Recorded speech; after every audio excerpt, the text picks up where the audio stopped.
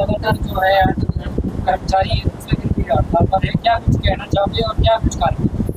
जी, सबसे पहले तो मैं जो हरियाणा सरकार है, जो हमारी 13 मई के समझौते हुआ था, उसके अंदर हम कड़ी निंदा करते हैं। जो वहाँ पे मौके पर राजेश पल्लर जी मंत्री थे और अन्य मंत्री बैठे थे।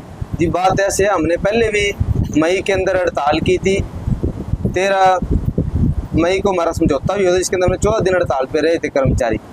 उसके बाद उन्होंने सारी हमारी मांगे मानी थी, जिसके अंदर लगभग 17 मांगों पर सहमति बनी थी, क्योंकि उससे पहले हमारे अग्निशमन केंद्र के कर्मचारी साथी भी हड़ताल पर बैठे थे। हमारी मांगे थी कि जो हमारे कर्मचारी साथी हैं जो फरीदाबाद के अंदर शहीद हुए थे, भविचंद शर्मा जी, रणबीर सिंह जी, उनके परिवार को 50-50 लाख रुपए का मुआवजा के लिए सहमति बनी थी।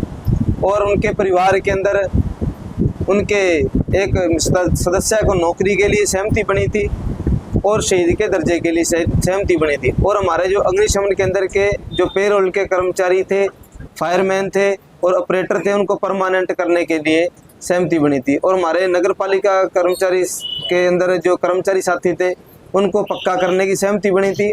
और जो डोर टू डोर के और ठेके के कर्मचारी थे, उनको विभाग के रोल पर लेकर आने की सहमति बनी थी। और जैसे कि कर्मचारी रिटायरमेंट हो जाता है, अब भी लगभग हमारे हरियाणा में बहुत से ऐसे कर्मचारी हैं जो अपनी सारी उम्र जो कच्ची नौकरी में व्यतीत करके जनता की सेवा में अपनी सारी उम्र निकाल देते हैं, लेकिन जब वो कच्चा कर्मचारी रिटायरमेंट होता है, उसको कोई भी अपना जीवन यापन करने के लिए कोई सहायता नहीं मिलती है सरकार की तरफ। उसमें वो 13 मई को ये भी समझौता हुआ था कि जब कोई कच्चा कर्मचारी रिटायरमेंट होता है, उसके परिवार के लिए और उसके खुद के जीवन यापन के लिए उसको 5 लाख रुपए देने की सहमति बनी थी। और उसके बाद जैसे हमारे जोखिम भत्ते की बात हुई थी, हमारे अग्निशमन केंद्र के साथियों की भी और सफाई कर्मचारियों की भी, और जो ठेके कर्मचारी है उनको तेल साबुन देने के लिए बात हुई थी। और जो खाली पद हैं जहाँ पर उनको उनके ऊपर परमानेंट करने के लिए पेरोल के कर्मचारी है, लगभग हमारी 17 मांगों पर सहमति बनी थी। लेकिन जो मौके की जो सरकार है, वो अपने वादे के ऊपर खरी नहीं उतरी। वो इतनी अपनी सोच को मतलब घटिया तरीके से वो प्रदर्शित करना चाहती है सरकार कर्मचारियों के सामने। वो आपके सामने भी और सभी शहरवासियों के सामने ये मौजूद है। क्योंकि अगर हमारी मांगे मान लेती सरकार, तो हम दोबारा फिर हड़ताल पर जाने के लिए मजबूर ना होते। क्योंकि नगर पालिका कर्मचारी संघ हरियाणा ने दोबारा फिर अग्निशमन केंद्र ने, दोनों ने मिलकर 6 अगस्त से हड़ताल शुरू की है। आज हमारा हड़ताल का दूसरा दिन है।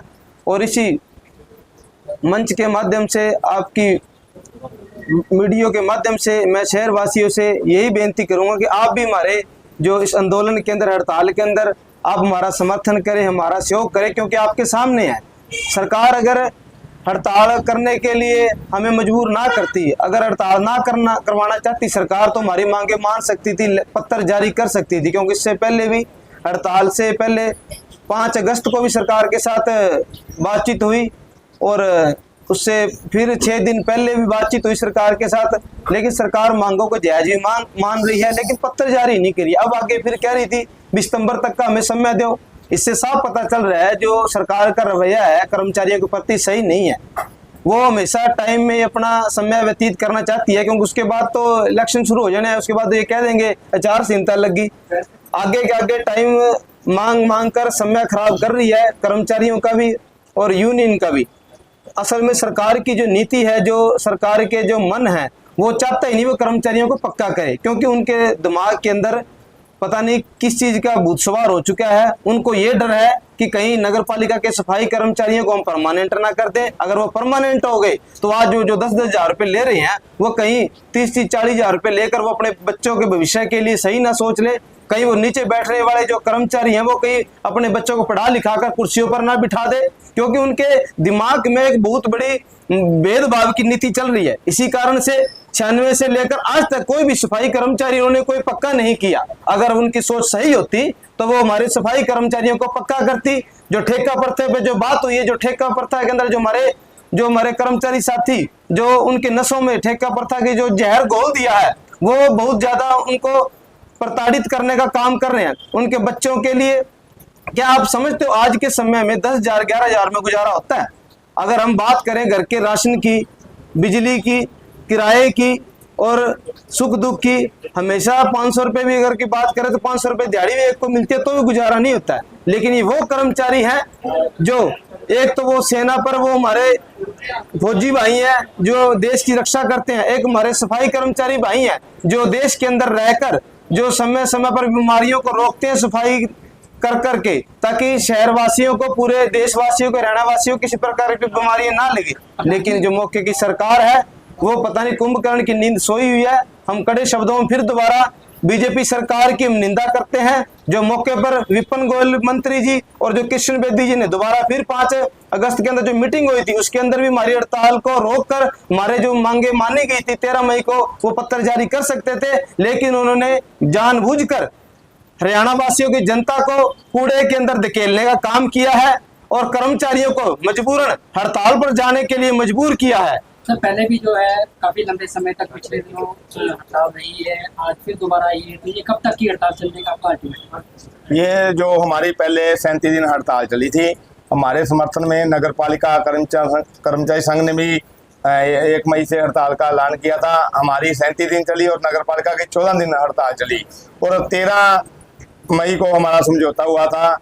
जितनी भी हमारी मांगे 17 मांग थी हमारी, वो सरकार ने प्रधान सचिव राजेश खुल्लर की अध्यक्षता में मीटिंग हुई, उसमें विपुल गोयल मंत्री और शेखर विद्यार्थी और गुप्ता जी जितने भी ASI अधिकारी थे, IAS अधिकारी, सभी के बीच में मीटिंग हुई। वहाँ पे हमारी सभी मांगों पर सहमति बनी और सरकार ने हमारे से 2 महीने का टाइम लिया था। 30 जून तक तो ज्वाइनिंग लेटर उन्हें हमें पक्को पोस्टों पर ज्वाइन करवाना था। हमारी सरकार से ये मांगे मतलब बनी थी। कुछ पत्र उन्होंने पहले जारी करने के लिए कहा था, लेकिन सरकार ने कोई भी पत्र जारी नहीं किया और 30 जून के बाद भी हमने 1 महीने का और टाइम दिया इनको, फिर भी हमारी कोई मांग पूरी नहीं करी। एक भी मांग हमारी पूरी नहीं करी। दोबारा हमें हड़ताल पर जाने का ऐलान कराया हमने और 6 अगस्त से हमने हड़ताल, पहला दिन था, आज दूसरा दिन है और हम सरकार को समय रहते कहना चाहते हैं जहाँ तो हमारी मांगे पूरी कर दे, नहीं तो फिर आंदोलन और तीखा होता जाएगा। सरकार की ये नाकामी है। हम तो कहना चाहते हैं सरकार को कि जो हमारी मांगे हैं, हमारी जायज मांगे हैं। हमारा तो हाई कोर्ट में केस भी चल रहा था, सरकार कहती है पक्केकरण में कानूनी पेच है, कोई अड़चन है। हमने तो सरकार को ये भी लेटर दे दिया कि ये देखो हाई कोर्ट का फैसला है, जिनको 10 साल हो गए हैं उनको पक्का किया जाए, इनका आप शोषण नहीं कर सकते। हमने तो वो भी ऑर्डर इनको दे दिए हैं और रिसीविंग भी दे दी है। ये कहते हैं हम आपको 2 महीने के अंदर पक्का कर देंगे। सरकार तो डबल बैच में जाएगी, चाहे कहीं भी जाए, हमें कोई दिक्कत नहीं है। हम तो ये कहते हैं हमारी मांगों का समाधान करें, हड़ताल करने का हमें कोई शौक नहीं है। और जो इमरजेंसी महकमा है इन्होंने राम भरोसे छोड़ रखा है और 2 साथी हमारे फरीदाबाद में शहीद हुए थे, उनके लिए भी हमने बोला था 50 लाख सहमति बनी थी और आगे से कोई भी कर्मचारी की दुर्घटना में कोई मृत्यु होती है तो 50 लाख की सहमति बनी थी और उसके परिवार को पक्की नौकरी की सहमति बनी थी। आज तक सरकार ने कोई भी लेटर जारी नहीं किया। तो हम सरकार को समय रहते कहना चाहते हैं कि जल्द से जल्द हमारी मांगों का समाधान करें और पत्र जारी करें।